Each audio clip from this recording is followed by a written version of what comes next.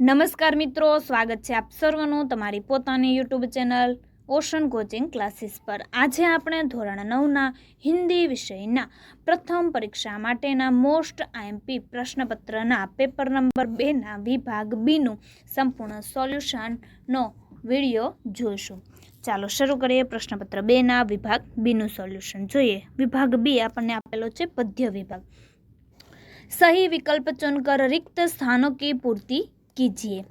तेना गुण है 2। नंबर 10, कवि खाली जगह छोड़कर छेरी को पाना नहीं चाहता। जवाब आवशे कामधेनु। नंबर 11, आर्यों की संतानों की आज खाली जगह हो गई है। जवाब आवशे अधोगति। त्यार पछी आगळ जोईए काव्य पंक्ति पूर्ण कीजिए। जेना गुण है 2। नंबर 22, वे आर्य ही त्याथी लई अने कभी पीते न थे। जोइए वे आर्य ही थे जो कभी अपने लिए जीते न थे। वे स्वार्थ रत्न हो मोह की मदिरा कभी पीते न थे। चलो त्यार पछी आपणे आगळ जोईए निम्नलिखित प्रश्न का एक एक वाक्य में उत्तर दीजिए। जेना गुण है 2। नंबर 13, कवि नित्य कैसी आराधना चाहते हैं। तो जवाब आवशे कवि नित्य ऐसी आराधना चाहते हैं जिसमें सत्य, सुंदर और मांगल्य की भावना हो। नंबर 14, फणी बंध से कौन छुड़ाते हैं। तो जवाब आवशे फणी बंध से गरुड़ जैसे साहसी और वीर पुरुष ही छुड़ाते हैं। तो ધોરણ 9ના હિન્દી વિષયના જે પ્રથમ પરીક્ષા 2023ના કુલ 2 જ પ્રશ્નપત્રો અને તેમના સોલ્યુશનની પીડીએફ આપણી એપ્લિકેશન ઉપર મુકાઈ ચૂકી છે। તો દરેક વિદ્યાર્થી મિત્રો અને શિક્ષક મિત્રો આ મોસ્ટ આઈએમપી જે પ્રશ્નપત્ર અને સોલ્યુશનનો પીડીએફનો અભ્યાસ કરી લેવો, જેની લિંક તમને આ વિડીયોના ડિસ્ક્રિપ્શનમાંથી મળી જશે। ચાલો ત્યાર પછી આપણે આગળ જોઈએ આગળનો પ્રશ્ન।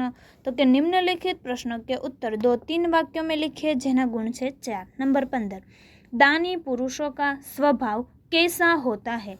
दानी पुरुष धन दौलत को संग्रह करने की वस्तु नहीं मानते।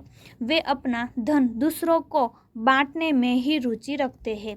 वे अपनी बहुमूल्य वस्तुएं दूसरों को देने में संकोच नहीं करते। वे किसी से कुछ लेते नहीं।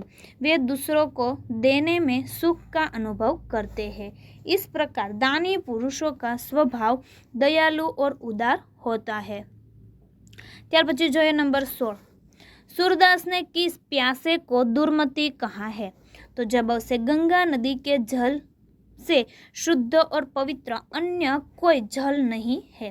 जो प्यासा व्यक्ति उसे छोड़कर अपनी प्यास बुझाने के लिए कुआं खुद वाए उसे सूरदास जी ने दुर्मति कहा है।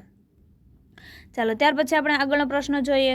तो कि निम्नलिखित प्रश्न का उत्तर 5-6 वाक्यों में लिखिए। जेना गुण है 4। नंबर 17, कवि भेदों को नाश करने की बात क्यों करते हैं।